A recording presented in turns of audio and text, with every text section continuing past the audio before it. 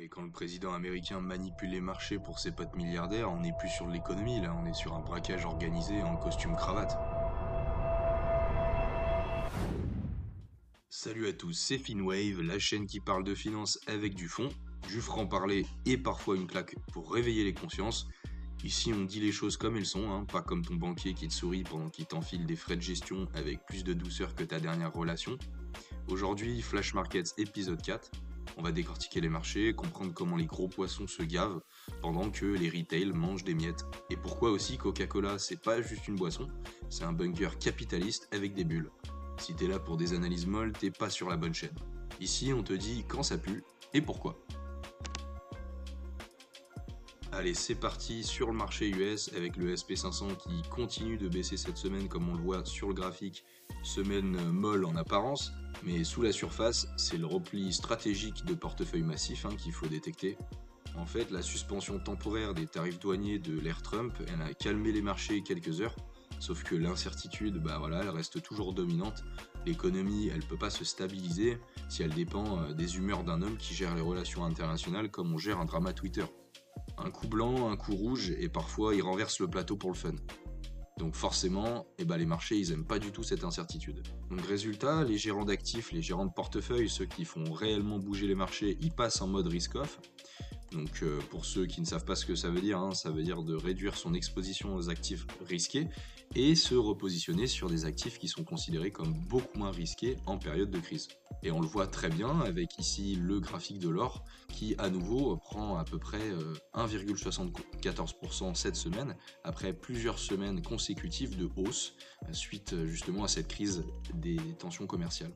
Et pour information, ce genre de mouvement, c'est un petit peu le genre de mouvement qu'on voit quand les milliardaires ils commencent à sentir le souffle de la récession dans la nuque, d'accord ? Quand les mecs qui mangent du homard tous les jours se mettent à acheter des lingots, en l'occurrence des lingots d'or, c'est que le risque de tempête est élevé et que donc ils ont peur pour leur petite rente annuelle. Sauf que je pense que cette peur, elle est plutôt irrationnelle et pas du tout justifiée, parce que ma petite théorie, et je ne suis pas le seul à l'analyser comme ça, c'est que cette chute sur le SP500 qu'on a remarqué depuis les annonces de Trump, qui nous a fait descendre quand même de moins 21% sur le SP500 au maximum, est tout bonnement un délit d'initié, c'est-à-dire une manipulation de marché provoquée par Trump pour remercier les milliardaires qui lui ont permis d'accéder au pouvoir. Il y en a pas mal qui y voient une panique, moi j'y vois une chorégraphie qui est parfaitement orchestrée, et la courbe a l'air plutôt de confirmer ce que je dis, puisque si on vient regarder et zoomer un peu plus ce qui s'est passé lors des annonces importantes, on remarque effectivement qu'il y a eu un rachat massif dans la même journée. On remarque effectivement par exemple que le 7 avril, on a eu une volatilité énorme, on est descendu très bas dans le prix du SP500, puis on est remonté assez haut. Vous le voyez avec ces mèches qui représentent des mouvements d'achat et de vente très très importants.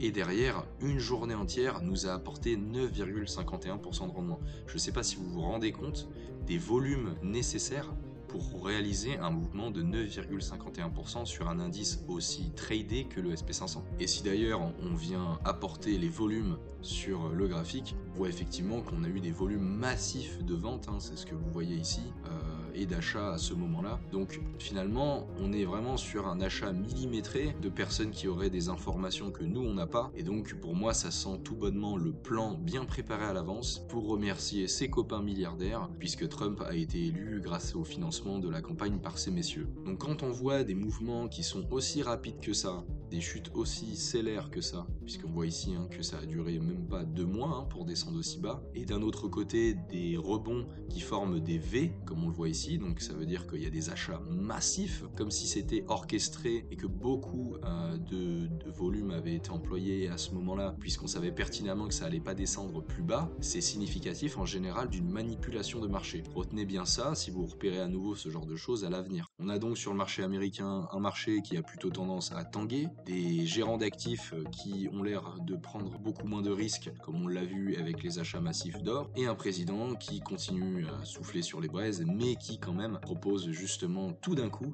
des pauses sur les tarifs douaniers qui a l'air tout bonnement effectivement encore une fois d'une manipulation de marché, de revenir sur ces décisions aussi rapidement que cela fait plutôt calculé. Malgré cela, on a quand même une baisse du dollar qui est beaucoup moins importante que les semaines précédentes, ce qui veut dire quand même que la confiance dans le marché américain commence un petit peu à stagner sa baisse, donc ça c'est plutôt positif. Ça veut dire que certes les gérants de portefeuille qui font le marché et commencent quand même à pas non plus vendre tous leurs actifs américains, puisqu'ils savent très bien que ça reste une économie solide, donc il y a moins de ventes en dollars sur cette semaine-là, donc ça veut dire qu'on a encore confiance dans le dollar, même si la baisse continue. Et si on s'intéresse aux taux, donc les taux d'intérêt sur les emprunts américains, donc quand ils émettent de la dette, combien est-ce qu'ils vont payer en taux d'intérêt annuel? Eh bien ces taux d'intérêt ont tendance plutôt à stagner après une hausse très importante qui forcément était due à l'incertitude provoquée par les décisions de Trump. Donc ça aussi c'est positif pour l'économie américaine. Donc finalement, effectivement, on a toujours des investissements dans l'or qui montrent qu'il y a de l'incertitude, mais par contre la confiance dans l'économie américaine ne baisse presque plus. Le dollar ne baisse presque plus comme on vient de le voir, et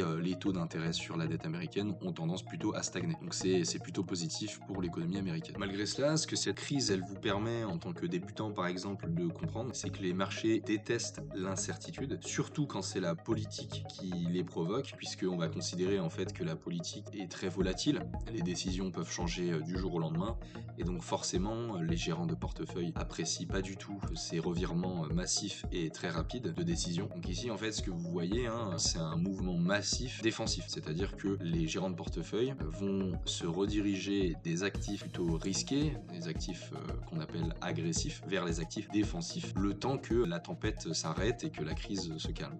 Et cette crise finalement elle nous donne une leçon importante, c'est l'occasion justement d'apprendre. Et on voit ici un cas d'école finalement de mouvement défensif massif, c'est-à-dire que les actifs considérés comme agressifs sont vendus massivement au profit de rachats sur des actifs plutôt défensifs qui se comportent mieux en cas de crise. Donc pour ceux qui font du stock picking ou les débutants, ce que cette crise elle vous apprend, c'est qu'en cas d'incertitude de marché, il est très intéressant de vendre vos valeurs agressives pour acheter des valeurs plutôt défensives, et ça vous permettra justement de venir améliorer votre performance à long terme parce que vous amortirez beaucoup mieux les chutes en cas de crise.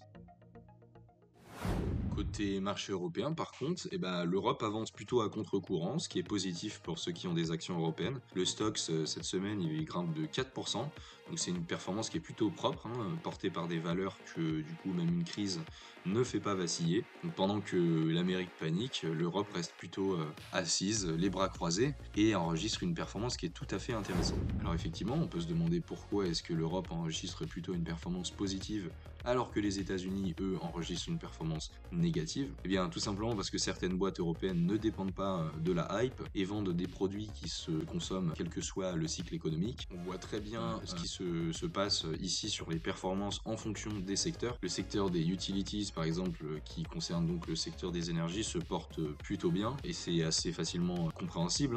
Quand tout part en vrille, on éteint Netflix, mais on n'éteint pas la lumière. Les utilities, c'est l'énergie, et donc l'énergie, on l'utilise quelle que soit la crise, on en a besoin tous les jours. Donc ces entreprises, finalement, elles sont considérées comme des valeurs qui tiennent bien en temps de crise, et donc c'est des valeurs défensives sur lesquelles les gérants de portefeuille vont venir rapatrier leurs fonds après avoir vendu les valeurs les plus agressives. On le voit également sur le secteur de la santé, où on a des valeurs qui soit stagnent, soit prennent en performance, comme Novo Nordisk ici qui progresse. C'est pareil ici, la demande en médicaments, elle suit pas les cycles économiques, elle suit tout simplement les diagnostics médicaux. Tu peux annuler ton abonnement à Disney+, et tu vas pas annuler ton traitement pour le diabète, on est d'accord. Donc c'est ce qui en fait des entreprises qui résistent très bien en période de crise. D'un autre côté, ce qu'on voit aussi, c'est le secteur de la finance qui performe bien. On a beaucoup d'entreprises qui sont dans le vert. Alors ça c'est un peu plus subtil à comprendre, mais ce qu'il faut se dire, c'est que les banques en période de crise, eh bien elles font beaucoup d'argent puisqu'il y a beaucoup de volatilité. Et la volatilité, ça signifie quoi? Ça signifie qu'il y a énormément de personnes, d'acteurs importants qui souhaitent acheter des actifs, et énormément également d'acteurs qui souhaitent vendre des actifs. Et donc la banque, elle se positionne en plein milieu en tant qu'intermédiaire dans les échanges, et elle prend des frais sur ces transactions. Et donc lorsqu'il y a justement de la panique ou des émotions sur les marchés, elle va avoir tendance tendance à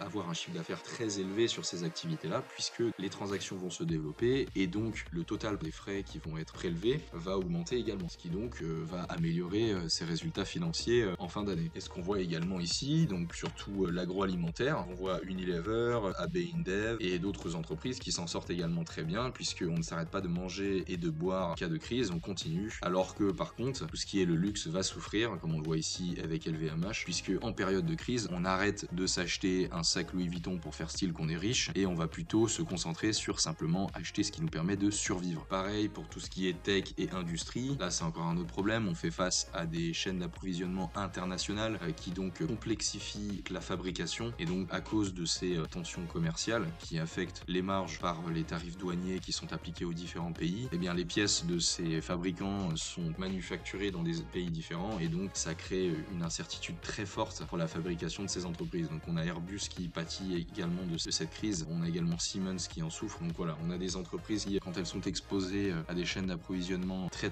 mondialisées, ont du mal à tenir en phase de crise et sont donc vendues massivement par les gérants de portefeuille. Alors justement, ça me permet d'embrayer sur le conseil de la semaine. Petit rappel pour ceux qui se demandent encore ce que ça veut dire quand je parle de valeur défensive ou de valeur agressive, c'est pas un délire de jargon, hein, c'est la base pour comprendre comment survivent ou crèvent certaines entreprises quand tout part en vrille. Les valeurs défensives, c'est les entreprises qui vendent ce dont les gens ne peuvent pas se passer, quoi qu'il arrive. On en a parlé juste avant, avec le marché européen, ça va être le secteur de l'énergie, la santé, l'alimentation. En fait, c'est des entreprises qui vont encaisser les crises avec le calme d'un vieux daron devant une grève SNCF, c'est-à-dire que c'est chiant, mais c'est pas leur première. Elles ont souvent des revenus stables, des marges solides et un business qui tourne même quand les gens flippent. Alors que les valeurs agressives, elles brillent quand tout va bien en gros. Ça compte le luxe, la tech, les loisirs, et c'est des secteurs qui explosent en période de croissance, mais qui se font découper à la moindre secousse. C'est donc des titres qui offrent du potentiel de hausse assez élevé, mais qui t'éjectent aussi vite que Tinder si tu matches pas avec l'économie.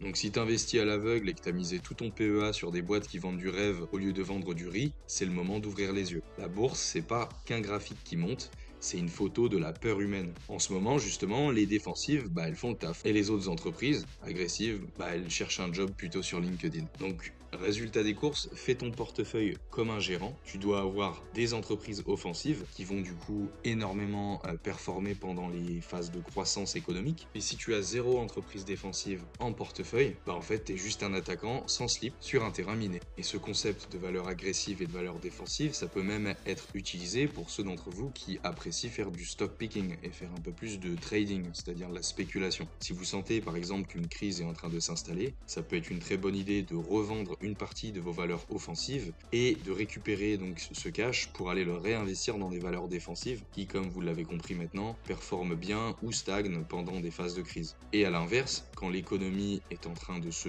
relancer, il y a plein d'indicateurs pour le savoir, et ça j'en parlerai évidemment dans une vidéo dédiée à ce sujet, et bien vous pouvez cette fois-ci revendre une partie de vos actions qui sont considérées comme défensives pour aller réinvestir ce cash dans des entreprises agressives. Et ça vous permettra, si vous savez bien le faire, d'améliorer votre performance par rapport à la performance basique du marché, qui est donc la performance de l'indice qui représente la zone géographique sur laquelle vous investissez. C'est le moment désormais de passer à l'action de la semaine, comme on le fait chaque semaine sur le format Flash Markets. Et cette semaine, ce sera Coca-Cola, l'entreprise qui verse des dividendes depuis que ton grand-père avait des cheveux. Alors pourquoi Coca-Cola mérite une place en portefeuille long terme?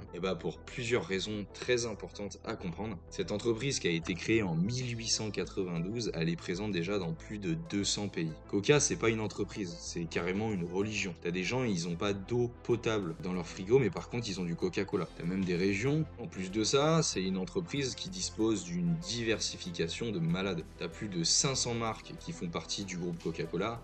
Je t'en passe, mais Fanta, Sprite, Minute Maid, Powerade. Donc même si t'aimes pas Coca, t'aimes sûrement un de leurs produits. Et pour autant, tu ne sais même pas que ça fait partie du groupe Coca-Cola. En plus de ça, Coca-Cola, c'est une entreprise qu'on appelle un dividend king. C'est-à-dire que depuis plus de 60 ans, ces dividendes distribués sont en hausse. En 2024, par exemple, les dividendes versés par Coca-Cola Coca-Cola par action était de 1,94 $. Ça veut dire qu'en plus de prendre de la valeur, l'action elle te reverse du cash pendant que tu fais autre chose. Par exemple, pendant que tu es en train de pleurer sur ton portefeuille crypto. D'ailleurs, ce qui est super important à comprendre sur Coca-Cola, c'est qu'ils ont développé un modèle économique ultra propre et malin. Coca-Cola fabrique presque plus rien. En fait, ils ont externalisé leur production, c'est-à-dire que toutes les usines qu'ils utilisaient avant ne leur appartiennent plus. Résultat, ça veut dire qu'ils ont des coûts fixes qui sont très faibles, mais un cash flow très important et zéro usine du coup à éteindre en cas de crise ou de baisse de la demande. C'est comme si tu vendais des hot dogs, mais sans avoir à acheter le stand où tu vends tes hot dogs. T'as moins de risques et t'as plus de profit. En plus de ça, comme tu l'as compris avec ce qu'on a expliqué sur le marché européen, puisque c'est une entreprise qui est une valeur défensive, puisque du Coca-Cola on n'arrête pas d'en acheter en période de crise, eh bien la demande elle reste très solide. Et puisque l'entreprise a une très bonne image de marque et est connue mondialement, eh bien le pouvoir de pricing il est très fort. Ça veut dire qu'elle peut continuer à définir ses prix sans que ce soit le marché ou les concurrents qui le définissent à 100%. Donc les marges, elles tiennent et les perspectives pour l'entreprise, elles restent très haussières. Donc pendant qu'une crise économique ou une crise boursière se passe, eh bien Coca-Cola va flotter sur la vague, te servir un dividende avec le sourire et avec un peu de sucre. Et tout ce que je viens de t'expliquer, il se voit très très bien sur le cours de l'action à long terme. Si tu observes correctement ce qui se passe sur l'action Coca-Cola, tu vois bien qu'on a affaire à une croissance qui est exponentielle et qui est tout à fait régulière. Donc finalement, l'action Coca-Cola, c'est pas une action pour les joueurs, c'est une action pour les stratèges. Ceux qui veulent construire un portefeuille en béton armé au lieu de construire un château de sable NFT. Donc c'est une action qui est certes un peu old school, mais qui est tout à fait efficace et qui te permettra de battre l'inflation à long terme tout en ayant un niveau de risque qui est contrôlé. Si tu veux, c'est un peu comme une Mercedes de 1995, c'est pas très sexy, mais par contre c'est increvable. Pour ceux qui cherchent un socle stable dans un marché qui part en sucette à la moindre rumeur, Coca-Cola c'est un très bon choix, un très bon refuge, pas un fantasme à 800% de rendement annuel, un truc tout simplement qui tient la route, même quand tout explose autour. Et voilà, si t'as tenu jusqu'ici, t'as officiellement survécu à plus de 10 minutes de finances brutes, non filtrées, non édulcorées. Félicitations, t'es plus solide que 80% des portefeuilles Nasdaq cette semaine. On a vu un marché américain qui flippe pour 3 tweets, un marché européen qui résiste comme une daronne face à l'inflation, et Coca-Cola, ce bon vieux dinosaure pétillant qui distribue ses dividendes plus fidèlement que ton ex ses excuses. Si cette vidéo t'a appris un truc, ou t'as juste évité de foutre 100 balles sur une biotech ukrainienne cotée à Dubaï, tu sais quoi faire. Like, commente, abonne-toi, fais tourner à tes potes, même à ceux qui comprennent rien à la bourse, ça leur fera du bien. N'hésite pas à me dire en commentaire ce que tu penses de la situation actuelle, et si tu es plutôt valeur défensive ou agressive sur le long terme. Sur ce, c'était Finwave, la chaîne qui t'explique les marchés comme si c'était une baston de bar. On se retrouve très vite, porte tes couilles et diversifie-les. Ciao!